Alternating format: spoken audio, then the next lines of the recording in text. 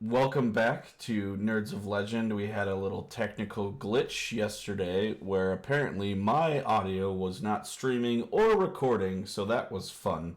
So we decided to do a little makeup episode.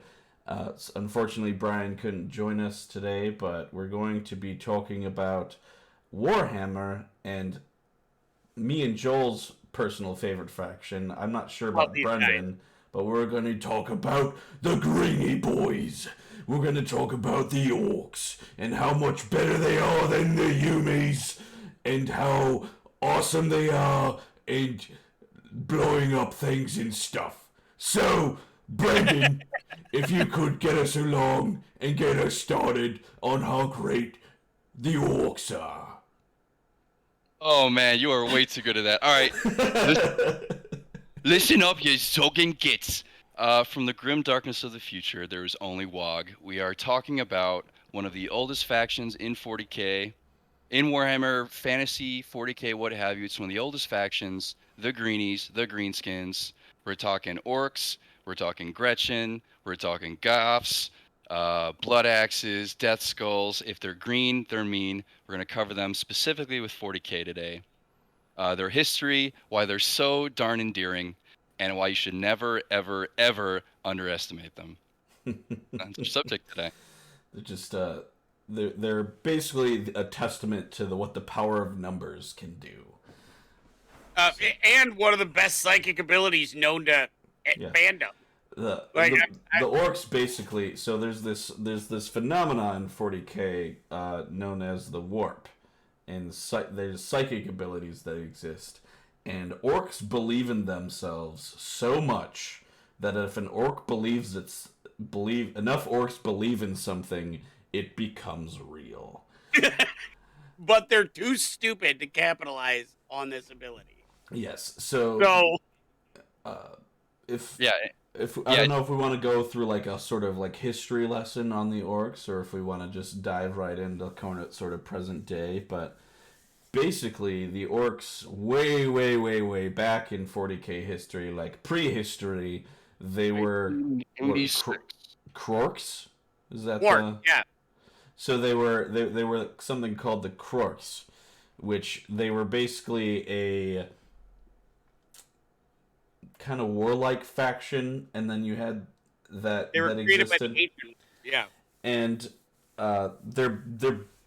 they're fungal entities. So they're sentient. They're piles of sentient fungus, and what the great this sort of overarching like powerful entity in 40k universe called the Great Old Ones. They needed somebody to defend them from and another I think threat it's the Necrons. from the Necrons. So what they did is they uplifted the Krorks to the Orcs, and they became this super warlike faction. They have abilities to just multiply endlessly, and are just want to consume the universe. Essentially, they have a ideal of the Great Green, where everything becomes green because every planet is green because that's how many Orcs are everywhere. They are essentially a sentient fungal infection. Yes. They are a hive mind, ultra violent fungal infection. Their ability to render something real by the power of self belief is directly proportional to the amount of orcs in the vicinity.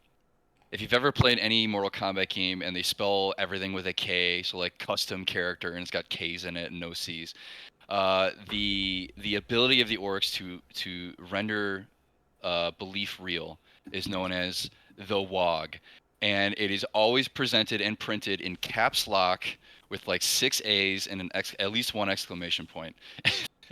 I'm not gonna yell because I'm getting over something, but almost whenever I went to the battle bunker, back when they had regional headquarters for Games Workshop, this was like 2006. Whenever they talked about orcs in the store, they always got the loudest, most bombastic social employee to be like, "Who's ready for the WOG?" And all the kids were, throw the paintbrushes in the air, and it is both the most uncontrollable and potentially most powerful ability in 40k. The only limitation of it is the orcs themselves. So if they were to take, They're dumb. because they're dumb. However, They're catastrophically dumb, and I love them. because they're catastrophically dumb, any sort of culture or religion boils down to a belief in two gods or two entities, depending on fantasy 40k, Gork and Mork. So one of them is so tough that he can't be beat, and one of them is so slippery you can't trick him. And one is brutal but cunning, the other is cunning but brutal. yes, one is brutal but It's cunning. the same fucking thing. And the best part is orcs don't always know who they are talking to. If they get a vision, they don't know if it's Gork or Mork. Sometimes people they worship Gork, and then they're like, "Oh wait, we was worshiping Mork the whole time," and it's just a cyclical thing.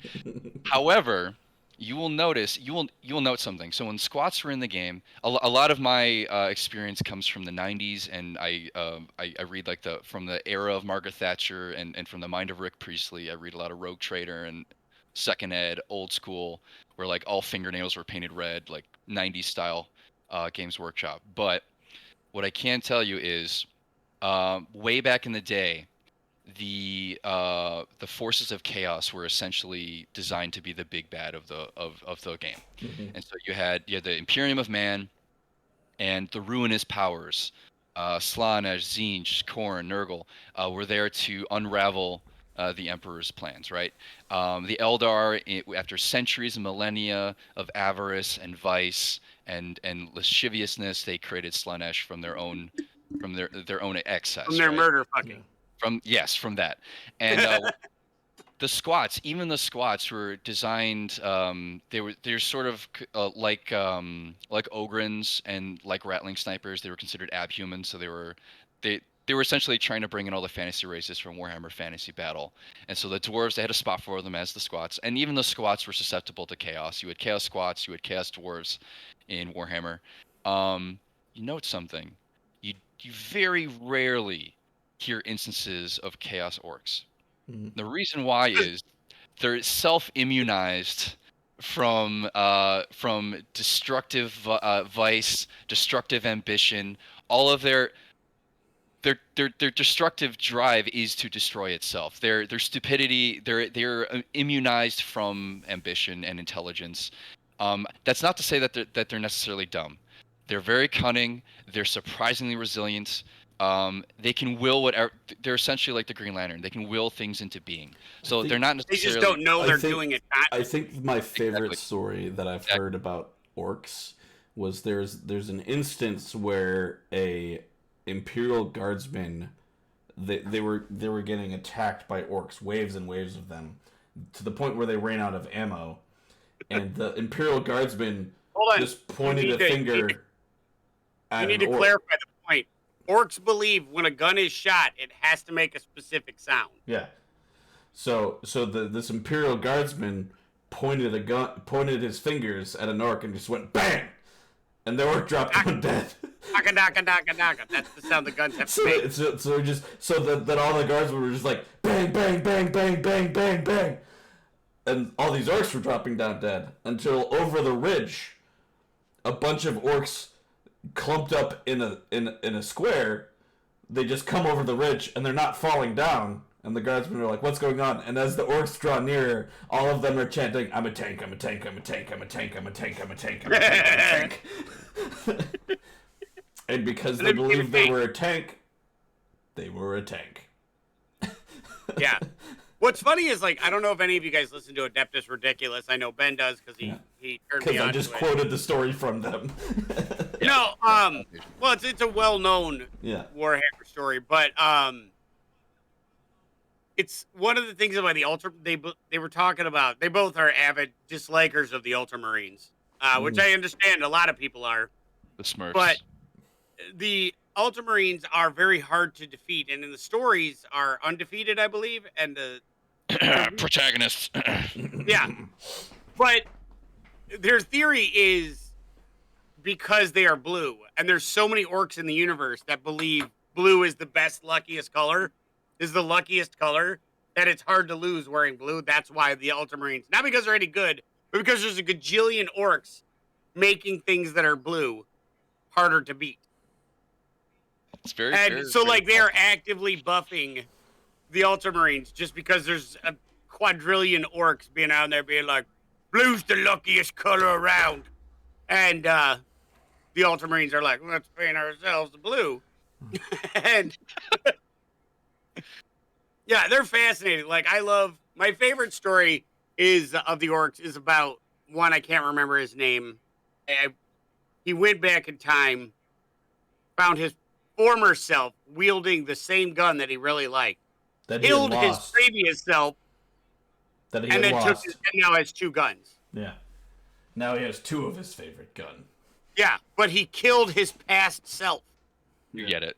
Yeah. Yeah, You and the goblin cannon. I fucking love the squid cannon, where they yeah. just Launch just them in the air. yeah, just it's them. They're silly. Orcs are on the surface like you have a million silly stories, but then when you realize like orcs, if you're fighting a group of orcs and suddenly they need more orcs, just more orcs appear. Mhm. Like they just like manifest in the area, and so they're absolutely terrifying in like face to face. There are And there. Yeah. Go ahead. yeah, it's just orcs are exactly what they need to be in the moment. And one thing I find so funny is they have like an almost. I would go so far as like any of the people that are familiar with like the chants of the people that are trying to self actualize or like the MLM who are like we're gonna kill it today. That is the orcs. They have The the orcs literally secret. start every day with like a power hour, being like we're gonna be awesome, but it The full Wall actually Street fucking thing. works. Yeah. That's the thing that's so funny is they're like, I can't be blown up today, and now these motherfuckers can't be. Or if they do, they just forgot that they were blown up, and then they do other things. Like the pain boys are my favorite. The doctors are like they essentially just staple your head back on. I'm like, you're good to go. Where you could do head transplants or just like move body parts around. Like it works. If you believe it, if the Pain Boy believes it, You're good to go. it works. Yeah. Or just You. renaming, like in what is it? Gaskell Thraka. Mhm. Makari, he's got like 700 lives because it just was a Grot getting blown up over and over and over, and then just named Makari. Yeah. You could easily argue that Gaskell is probably the most well-known 40k orc personality, Yeah. especially. You're not wrong. I think Yeah, I'm yeah. pretty sure that he's the one that's been most written about. Going from second ed 40k to third ed. So the box set this is right after the Tactical Marine box. This is after Jez Goodwin came up with the new Falcon Grav tank kit. So the third ed box set was the Dark Eldar multi-pose plastic, and they advertised them as Black Templar Space Marines with the land speeder, but you could paint them however you wanted. But coming off of that box set, the scenario pack for the Invasion of Armageddon, which was, I believe it's an Imperial Armory world.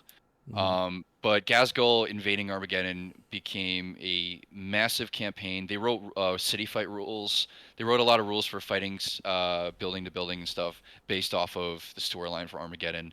You have at the time major story arcs were being moved around. So like the Blood Angels had to be called in to support the Armageddon Imperial Guard garrison led by Commissar Yarrick. And so you have all these story things like Yarrick taking Ghazghkull's power claw, and it was a huge deal at the time. It was kind of like Storm of Chaos in the early mid 2000s for Warhammer. It was Isn't it another thing that's believed that Yarick is only able to use Gazkul's power claw because the orcs believe that he's badass enough to use it. the orcs. Yeah, the orcs. They don't necessarily hate what is not green. Yeah. They will like they. I mean, they call like Marine boys is proper odd. They call them. They used to call them beakies, like beaky boys, and weird boys have psycho energy and that sort of Which thing. they blow up if they don't use. which I think Right. is the most orc thing ever. Yeah.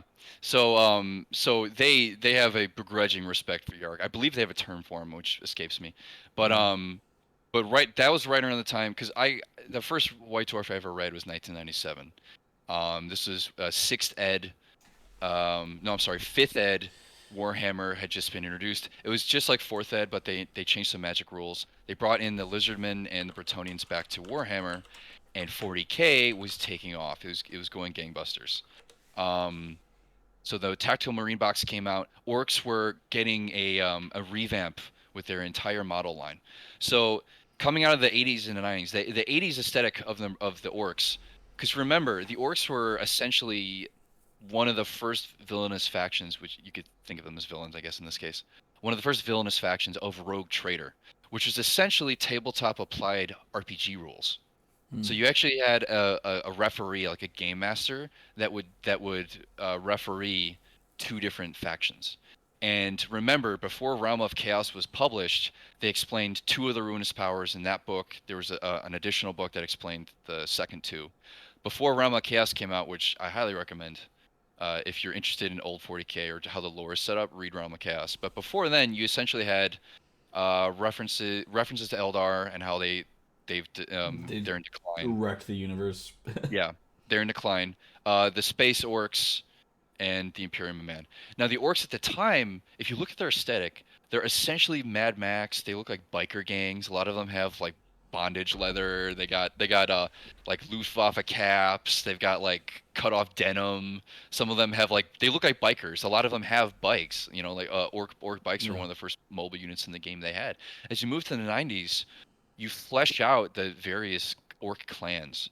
So you have the bad sons are, paint it red, it goes faster, and they have all the bike. They have all the bikes. go faster? The bad sons literally believe if they painted their vehicles red, they go faster. And guess what? They do. So Yeah. they have bikes. They're a mobile. You can have an entire army that was mobile on wheels. You have the Snakebite clan that paint their faces blue.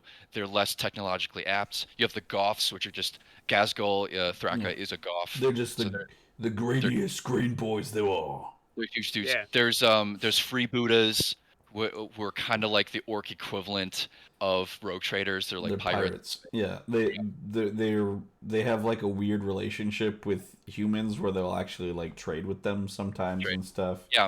They You they have the tend to wear like actual they tend to like wear actual like human military uniforms. Yep. Yeah, there's the Blood Axe clan, which actually are mercenaries, and they will fight for the Imperium. They'll fight for money. The Blood Axes, they have commandos that have they're dressed like British commandos from World War II. They got caps on, they got Swiss Army knives, and they got like they paint their faces and they sneak around and stuff. So you had a varied And army then list there's that you could there's the bad moons that Bad Moons. believe so orcs believe that if something is gold, like it makes you richer. So like the bad moons paint everything gold, and therefore they're the richest orc clan. Yep, absolutely. The Bad Moons are yellow, the Evil Suns are Or red, yellow. Yeah. Snakebite are blue, and then they have some variants of that. Um, but yeah, Purple makes so you sneaky. purple Have you makes ever sneaky. seen a purple orc? Exactly. So as you The move into logic is flawless. Like their logic is so dumb, but it tracks because and yet it works. Yeah. yeah. So you move into third ed and you recognize that as the tabletop rules change, the story sort of morphs at the same time. If you look today, like Gazgul is technically a Goth, but the variability of the orc army list, similar to like the guard. So Catachans were exceptional in jungle warfare and close combat. You had the Attilan Rough Riders, which are like the only horse cavalry choices for guard armies at the time. Kriegsmarines. At the time, this is 1997, bro. So 97, you got Attilan Rough Riders, you got Talaran Desert Raiders, you have the Valhallan, Ice Warriors, and Mordian Iron Guard and that sort of thing. And you're like, oh hey, I can mix and match all of these regiments for a guard army, and I'll get different variability. So at the time in the 90s, your orc equivalent is like, oh hey, I'll get some blood axes, some orc commandos, I'll get some storm boys, which are essentially dressed like World War II Germans, and they have assault packs, so that Oh yeah, they're like like the jetpack ones, right? right. The storm boys are Yeah. jetpack based. They're like cheap versions of assault marines, and so I can have some bad suns or evil suns, some bad moon mega knobs in armor, and I can have variability. You see as the game progresses to third ed around 2000s and today that the orc list is essentially get them in trucks, spelled with two Ks, get them in assault. Just get them across the map. Get them in range with the burner boys, and get them off the trucks and get them wogging and get them chopping. And so you lose some of that variability. So you sort of see how the storyline you don't really notice as like Citadel Journal stories or Inferno stories about the freebooters and the different clans as much anymore. Some may argue that's because the visibility of 40k has changed. The Orcs were arguably one of the most popular factions in the game in the 90s. The Eldar waited what, like they still don't have new Warp Spider miniatures. The last Eldar Warp Spiders came out in like Didn't they 1998. wait like 20 years before they got an update? Yeah, and Yeah. finally you have the Inari and you have some new Eldar stuff, and they finally came out with new Guardians. By the way, the Eldar Guardians box came out the same year as the Tactical Marines box. I think it was 98, maybe 97. So certain factions have been suffering a long time. You mentioned that the old ones and the connection to the Catan and the connections to the Necrons with the Orcs. That's retcon stuff. Oh, is So it now? so the design of the Necrons actually comes from a single miniature in Rogue Trader called the Chaos Android. Hmm. This is back when they're playing around with the story. So early Wraithguard. For those of you who don't know, when the Eldar, certain craft worlds like Iyanden have so few Eldar left that they, to prevent their souls from being eaten by Slaanesh, they have gems that take the soul of the Eldar when they die, and they can put them in Wraithbone, just reanimative material, similar to Imperium dreadnoughts. And they have these giant Wraithguard, which are these unmoving constructs that have the souls of dead Eldar in them. Early on, you had AI-driven Wraithguard. They were like as big as a Guardian. They played around with having AI-driven Eldar to assist them and that sort of thing before they decided in the story that the Imperium bans AI. They fight the Iron Men, and just similar to the Dune storyline. If you've Hmm. ever read Yeah. Herbert, where the Imperium decides that Mechanicus is going to have machine After the spirits. Butlerian Jihad. Even Exactly. though Yeah. even though Exactly. all of the even though I'm pretty sure everything where every time they talk out a machine spirit, it's just an AI pretending to be in a machine spirit so that it doesn't Hmm, get shit canned. I don't know. The weirdest I facet want you have that to to come remember. out someday.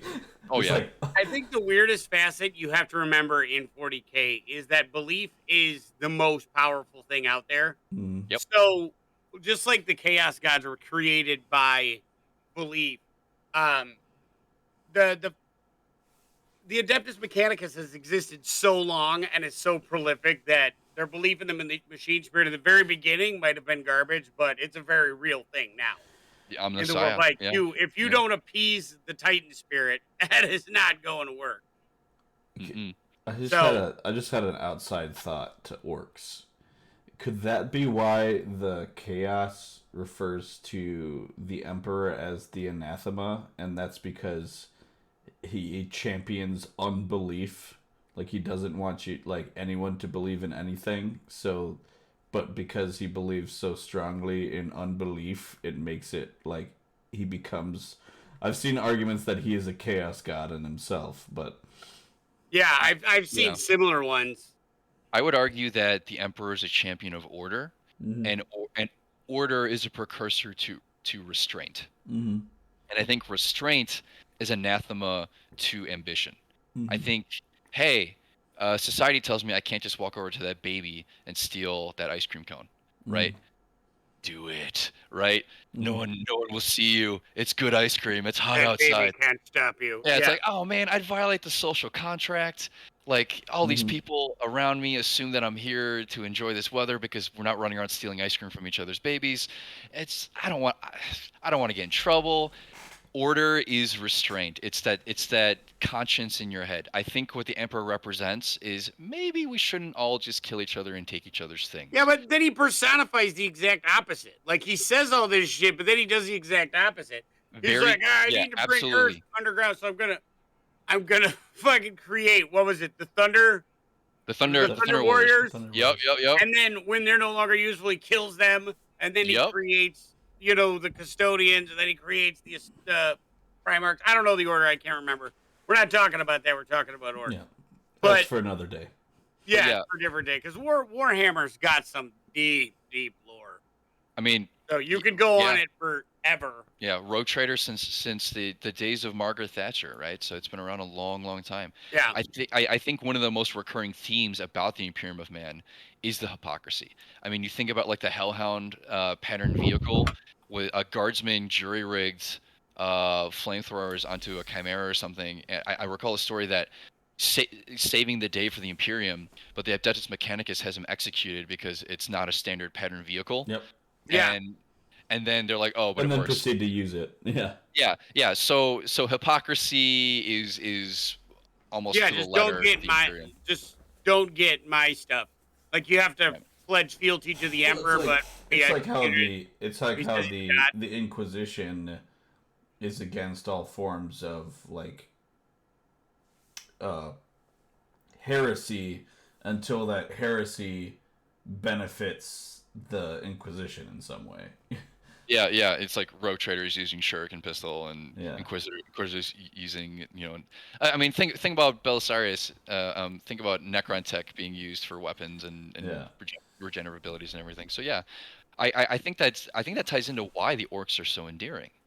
They're There's no They're hypocrisy. There's no there's it's purity of purpose. yeah. Yeah, and that is the orcs. They don't. Everything is the same. If you fight good, they like you. If you're bigger, you're stronger. There is no intrigue. There's no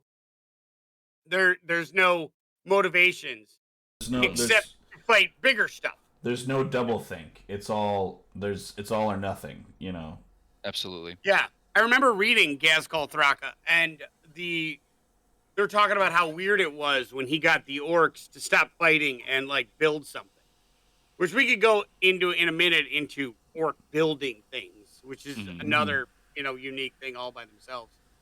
But he kept talking about how it's no way for a proper orc to live, working and making stuff all day. Like that's not what orcs do. And how they got all despondent because it's been like a year or two since they've killed a whole bunch of stuff. And he kept motivating them by like, no, No, you don't we're not. understand. It's not that you can't kill each other, but you can kill a whole bunch of other stuff. But if you And he had a wait vision a of little being able to bit kill everything. longer, then And by that was the the end thing. of it, you'll have the greatest crumpin' you'll ever have had and yous all gits have ever had in your entire lives. What's great is I remember the scene where they escape and they finally get off of the planet. I can't remember the name of See, it. I told ya. And they encounter a warp demon. And instead of being like, oh, fuck, what is that? They're just like, holy shit, I ain't killed something like that before. They all just went batshit crazy. Here we go. Yeah. Yeah. Time for crumpin'. Yeah, By and the- they just went yeah. batshit. They were like, and it's like, it sounds like this horror. Like, it sounds like, I assume everything's like a bloodthirster when it comes out. It's always like all wings and snarls and, Yeah. they always describe it as like the same horror, but, Eldritch, like, sort of like thing. you can't imagine the horror of looking upon it. Yeah. Yeah. That is, Games Workshop is so good for that. Everything is a mind-blowing horror once it comes out of the warp. So I wish they were a little bit more descriptive because the minis are extremely descriptive. You can tell what they are by looking at them. But There's, the book descriptions, you there's got no some- idea. yeah. There's something to be said for Rogue Trader up through second ed 40k. There are a lot of people that would agree with me that the most interesting and varied sculpts, the most engaging sculpts in 40k at the time were Chaos.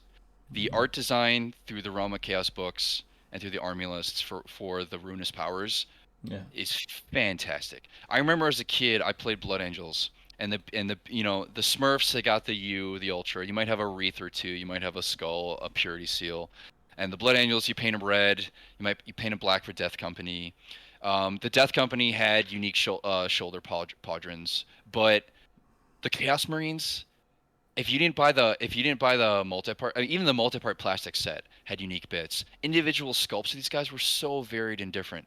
The Corn Bloodletters, the OG 80s minis have like no spines. Their bodies are completely curved. They look like something out of a nightmare. These things were terrifying. The my brother, even to this day, he's like, when he's sick, he's like, oh, Nurgle's calling. Like, it's just like the idea of pustules and pox and Yeah. the way it was drawn so vividly.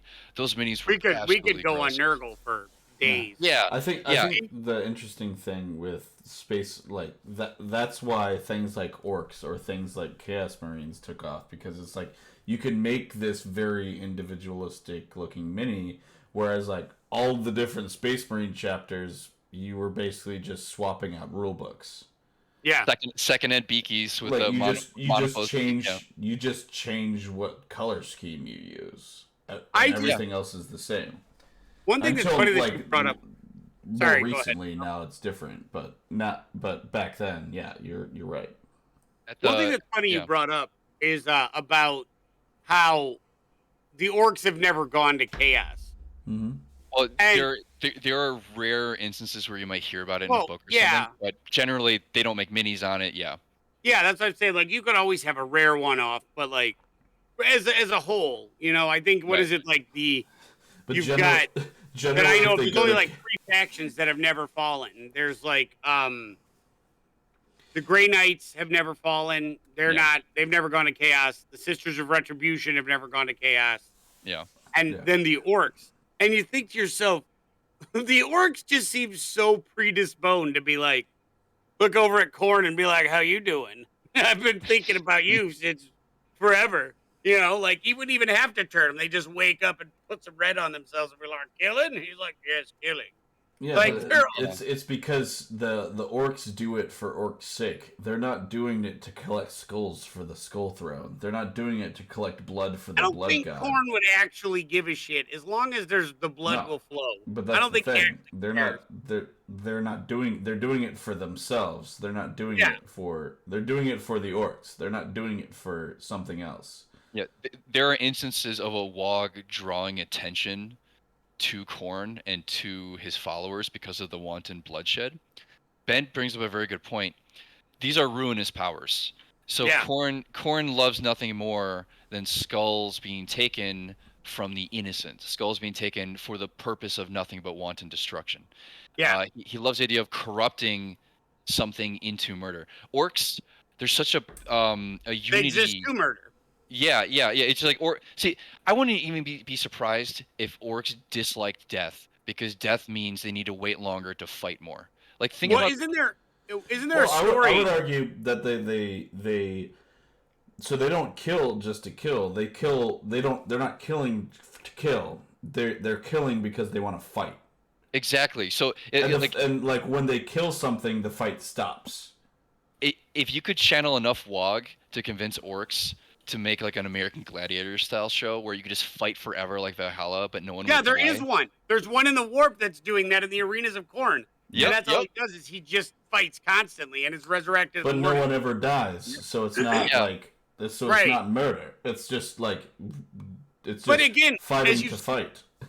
Yeah, that's as you've seen in separation a to me. shitload of orc books and the lore of the orcs, death is temporary. Like if they don't really want to die, they don't. Yeah. If they're not feeling it, like them being decapitated, it'll just take a few days to get over it, but then they'll be right back at it. Mm. Like, I think like the Pain Boys essentially just have to find all the parts of an orc and put them next to each other, duct tape it for a little bit, and they're good to go. Right. Like, Yeah. even dying doesn't have any permanent. Like Gaskell Thraka got smooshed by an asteroid, by basically a moon. Yeah, but his head was fine.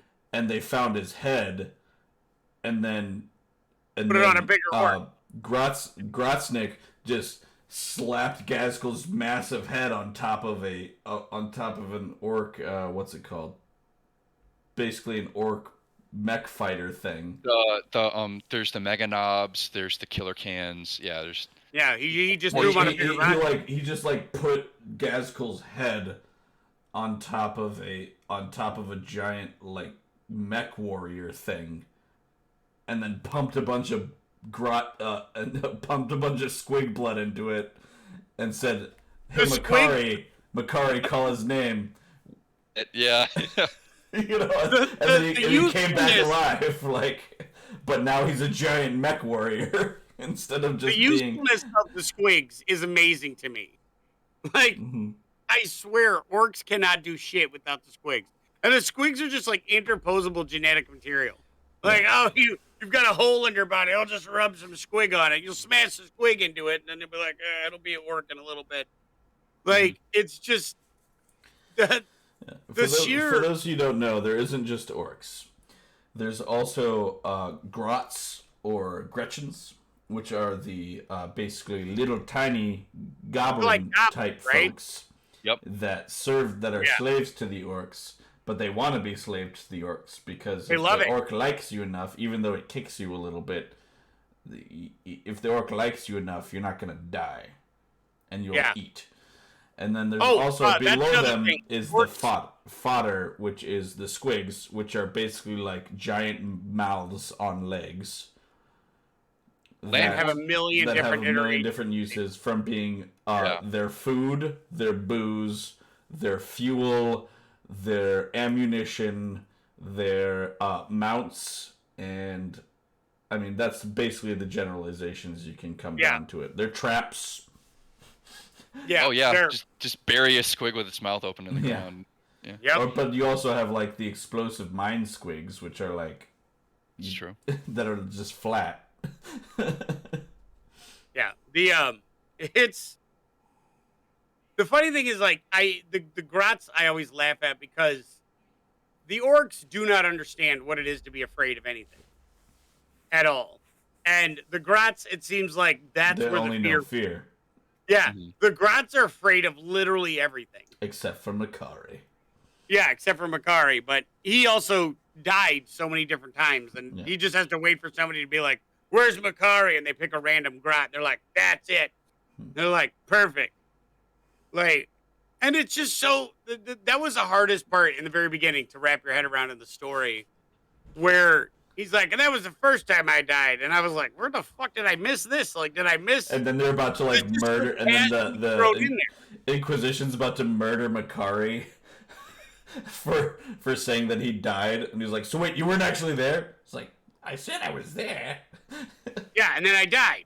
And then I died. Like, and then I came back. So funny is like, it's like, why are you interrupting my story? You wanted the whole story. And the orc is sitting there being like, yeah, duh, like, shut the fuck up and listen. I'm telling you the story. And, like, it's totally fine. And that's what I know. I've said it a bunch of times in this episode, but that's what makes them so fun is they follow no reason. Other than if that's a punchable thing, they're going to punch it. And other than that, everything's kind of thrown up in the air. I think, to some extent, there are, there's Grand Prix, there's Adepticon, there at Gen Con there was the 40K Open. There are people that play 40K to win. There are people that buy the miniatures just to paint them. There are people that just read the books because they're intimidated by getting into the hobby. At some point, everyone has that little voice inside them. It's like, I want to roll dice and watch this thing like blow that thing up. There's a voice inside you for 40K. The thing that drew us to it as kids. Like I first saw 40K when I was 6 or 7. I first got those monoposed second ed Marines at the Rosemont for a convention and learned to paint poorly and I'm talking about them right now. You only get that endearing connection to something from those childlike motivations, like, hey, I want to blow that up. Oh, that guy looks cool. Look at that big old gun on there. The Orc faction is the basest, purest connection that fans have to 40K. It's like you may get into the enigmatic machinations of Tzeentch and the scheming stratagem of the Imperium trying to survive, or maybe you're drawn to the technological expanse of the Tau or whatever. All of those things, all of those factions have DACA of varying degree, right? And all those factions have crumping to varying degrees. At the very genesis of this game, there were orcs and crumping, and I think sometimes with all of the books, the stacks upon stacks of books, and the video games, They and are prodigious. The Games there's Workshop are yeah, prodigious developers of codexes. yeah. At the very end of the day, you can be like, I just want to crump something. there's Yeah. gonna be an orc book. You may not always win. Mm-hmm. The orcs may or may not be competitively now. Um, Things are changing with the books and so on. You will crump something. It's always Yeah. the possibility to be crumped or crump. There's a simplicity of that childlike connection to this game and the painting in general. Because let me tell you, it is never. I've never been like, oh man, I gotta paint orcs now. I've never painted an orc without a smile on my face. Yeah. It, it, Yeah. it's just infectious. It's fun. The I cannot like. There's no purpose for the orcs other than just the fight, Yeah. and so it's a lot easier when you try to think of the machinations of like why is the Primarch or whatever Legion doing what is what Yeah. is the AdMech doing, what are the Tau doing, what are the Necrons doing, like they have rules and they have stories like the why, and there isn't one for the orcs, and what's great is I love the consistency as a fantasy person. Hmm. I like the consistency because like orcs in Dungeons and Dragons, same focus as orcs in 40k. Mm-hmm. We're gonna go punch stuff, Dragonland, same thing. Orcs, what are we gonna do? We're gonna go fight stuff. Why? Because they do. You know, Grumsh has the same focus as Gork and Mork. What are you gonna do? Fight stuff. Why? Just shut the fuck up. Go do it. All right. And that's like the entire culture. And there is a simplicity in I'm bigger than you. I'm gonna go take the stuff. Um, and then I'm gonna slap you around after I take your stuff. It's great. It's just 40k adds that silliness of like the being able to believe or whatever. Like you could put a window on a spaceship that you can roll it down so you could get a breeze when you're in space. You could have doors. You could leave doors open in the warp so that you'll have something pop in so you can Yeah. have something to do. Like these things that violate, like the story of the orcs that were out in space, and somebody's like, "You can't breathe in outer space," and then they all die because they didn't know they had to breathe. Like Yeah. Yep. it's just they take that like the fantasy orc and make him face silly, which is so much I more think fun. another interesting one about the belief thing is when Imperium like soldiers or inquisitors have gotten a hold of orc guns, and they're literally like duct taped and bolted together monstrosities that cannot function in the hands of someone who's not an orc, but like exhibited massive damage onto like anyone while it was wielded by an orc. And they're just like an orc's mowing them down, they kill the orc, and then like all of a sudden they use it, and it literally like they try to use it and it falls apart because it Yep. like was literally just duct taped together random parts. There are so many memes of the Adeptus Mechanicus scratching their heads Yeah. as they take apart a war track or a Gargant or a Mega Gargant. They're like, how does this even work? How does this even operate? On the other hand, Or there's the orc. there's the one. Yeah, sorry, I interrupted, but there's the one where as long as you believe, as long as the orc believes there's fuel in the gas tank, the bike can go. But as Yeah. soon as someone's like, "Wait, when did you fill up?" "Oh, I can't remember." All of a sudden, they run out of fuel and can't What's go any further. What's even more powerful about the orcs is the Imperium looks at a war track and you're like, this is rubbish. Well, I can't do anything with this. The orcs can loot a land raider Yeah. and operate it to their whimsy. They can take a Lehman Russ and corrupt the machine spirit. Um, they're immunized against restraint of whatever they want to do, just if there's enough of them. Uh, you mentioned earlier, like there's the accessibility of the storyline. There's this underlying theme of the orcs that's always accessible. An orc like 15 years ago versus the orcs today in 40K, you might have a different visual design. You might have like the specific clans that they focused on in second ed 40K, but an orc is an orc. You could interchangeably put second ed monopose orcs and Gretchen in your army. Um, Guy in Midwinter Minis, he does that. His army's got a mix of newer Burna boys and monopose and all that stuff. Um, their vehicles are a treasure trove. It's a heaven for those who convert miniatures. Kid The Bash. Yeah. the kit bashing conversion options. I mean, you look at some of the Forge World stuff for the orcs, and I mean, you go on eBay every now and then, and you just look at like orc custom blank, and you put it in. I've seen crazy war trucks that people make with Tonka trucks and toy trucks from like Target or Walmart. They'll just they'll chop them up, they'll mix the bits. They'll take like Tamiya super deformed World War II tanks. They have like the cartoonish Shermans. They'll put Gretchen in the commander cupola, and they'll just throw 40K bits on there, primer it up. It looks amazing. There's the universal appeal not only of the faction, but of being able to The model whatever you want. creativity. Yeah. Yeah, it's a huge draw. Yeah, and then you have. I think there's people who've just like made their own the kilocans. Like they'll make a kilocan out of like a soda can, or like they'll make a they'll make a like or like a big orc dreadnought thing out of just like a shoebox. There's a very famous hover tank in the early editions of White Dwarf when well, White Dwarf itself wasn't new around 86. It was around for about 10 years at that point. But Rogue Trader was so new that they didn't have miniatures for hover tanks at the time. And this is before like Lehman Russ. The Land Raider was 88, the Rhinos were 88. So like before those minis came out for the model kits, White Dwarf made a hover tank with a stick of deodorant. Mm. And you look at Rogue Trader rules for orcs. There was a limit. It said there's no limit to the amount of orcs that you can fit in a war truck based on XY dimensions.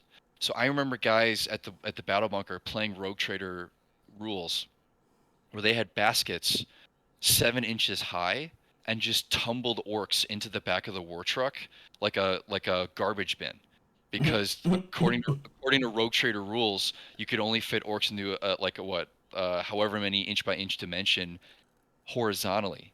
There's Mm. nothing in there about vertical limits of orcs you could fit in the war truck. So these from the very genesis of the game, like any war game that you play or love, bolt action, war machine, 40K, anything started with guys with pieces of paper, shooting the breeze, just playing with these rules and trying to figure it out. That stays with the orc faction. That idea of like, let's try this, let's make that. Like, what does this look like?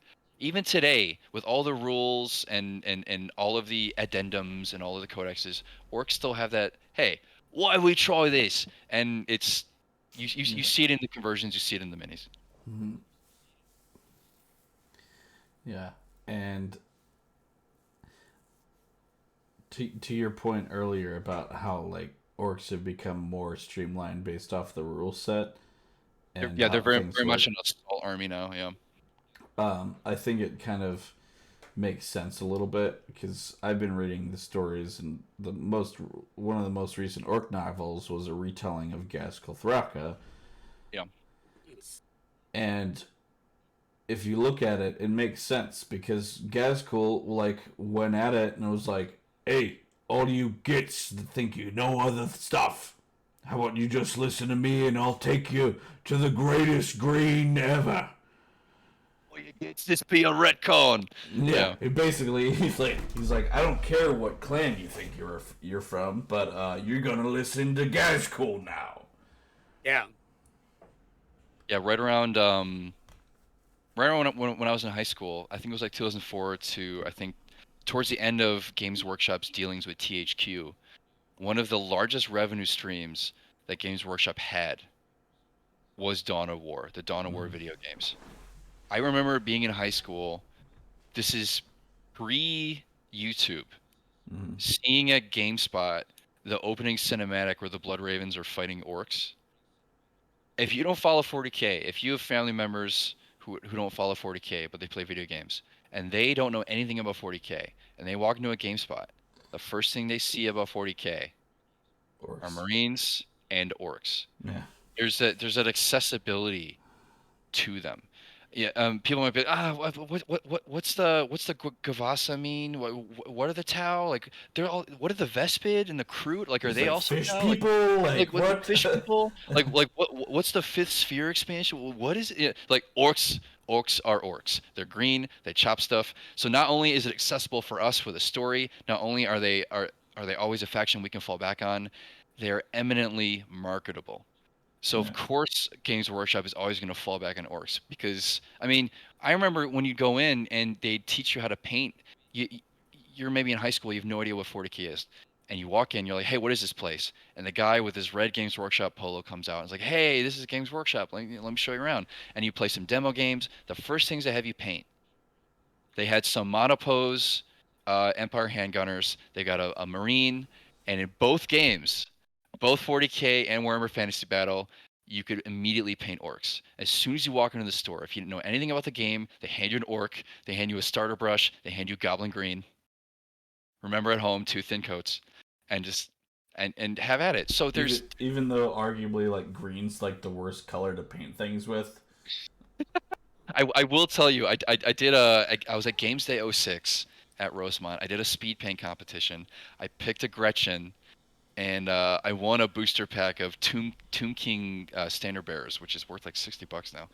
And I won with a Gretchen. And the first thing I tell you, I did not start with Goblin Green. I started with black in the crevices of the muscles, and you work up with some Dark Angels Green or work your way up.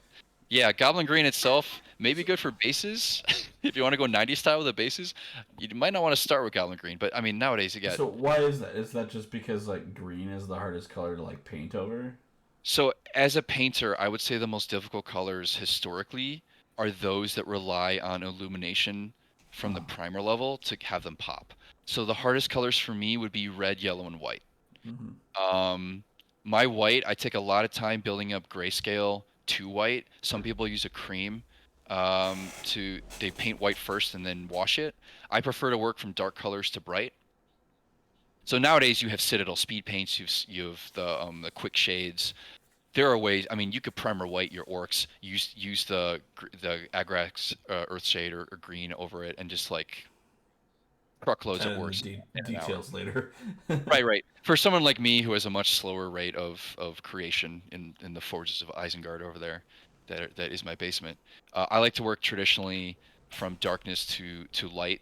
So in the crevices, work from black or from washes or shades to the brightness on the edges of musculature and whatnot. So with orcs, goblin green, I'd probably cut it with some yellow on the ends of the muscles. I mean, we could talk about painting orcs. That's a whole different story. Mm. Um, you will see the orcs get darker throughout the game. So old school rogue trader orcs are almost like ninja turtles, like Mm. cartoonishly green. As you get to Gorka Morka and you get towards third ed, you see a darkness of the orcs. Now, to be fair, in Warhammer Fantasy Battle, you have black orcs, which are specifically a different. They're the biggest orcs in that game. So you notice that the heavy metal team, the White Dwarf painting team, actually made the bigger orcs. They kind of follow that same aesthetic because the games were, analog to each other. Nowadays, you see some variants. You see some guys do trippy stuff where they put on the color blindness glasses and they just paint orcs with random paints. Squidmar did that, where he just paints random minis. He doesn't know what colors he's painting with, and you get some trippy orcs. Mm. But yeah, you do notice along with the rule change and the storyline change, you actually notice an aesthetic change to the orcs a little bit. Yeah. But they're still green, as long as they're still green, right?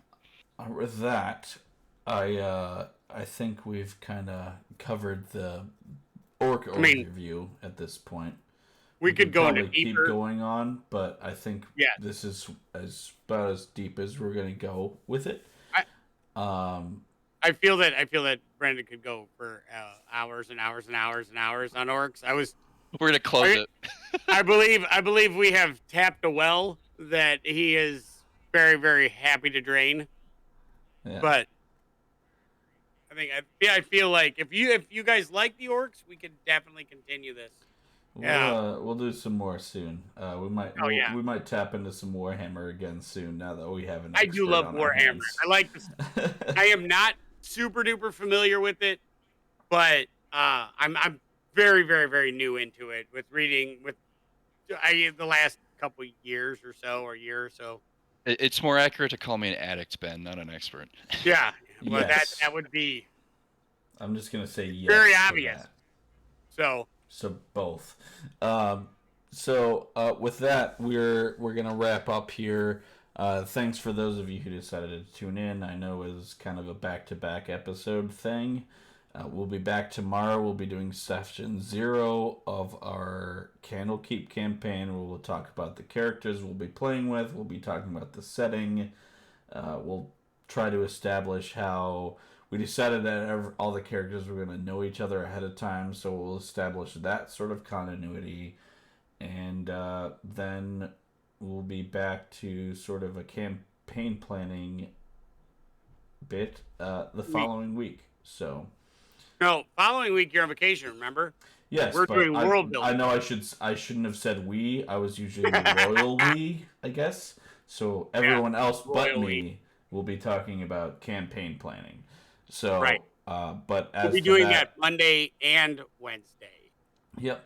So, like I said, tomorrow we'll be doing a session 0 for our Candlekeep campaign, which we will continue on the first Wednesday of September. I would like to point out that Monday's episode on next week's episode will be the first time we will have a crossover of our campaigns and the podcast. That's true. Yeah, ever. We have brought Dungeons and Dragons to the podcast, which we have not, yet to do. Interesting. That's true. Yeah, it's weird because the channel started with the campaigns and then evolved into a podcast. Yeah, so as always, if you liked what you saw, check out our social medias, which will be on the next card. We will be following up with that with, for some reason, my brain just blanked out. We will be going back... My brain. Right there. My brain. I think I had a stroke there for a second. You have a stroke? Yeah. We're going back to our regular schedule, Wednesday, 4:30 for our session 0. As always, our episodes are uploaded for the podcast and the Monday episodes. Now the Tuesday bonus episode, due to technical difficulties, will be uploaded Friday at 7. So look for that on YouTube or wherever you find your podcasts. And we look forward to seeing you tomorrow. Yeah. Thanks, everybody, and we'll see you tomorrow. See you tomorrow.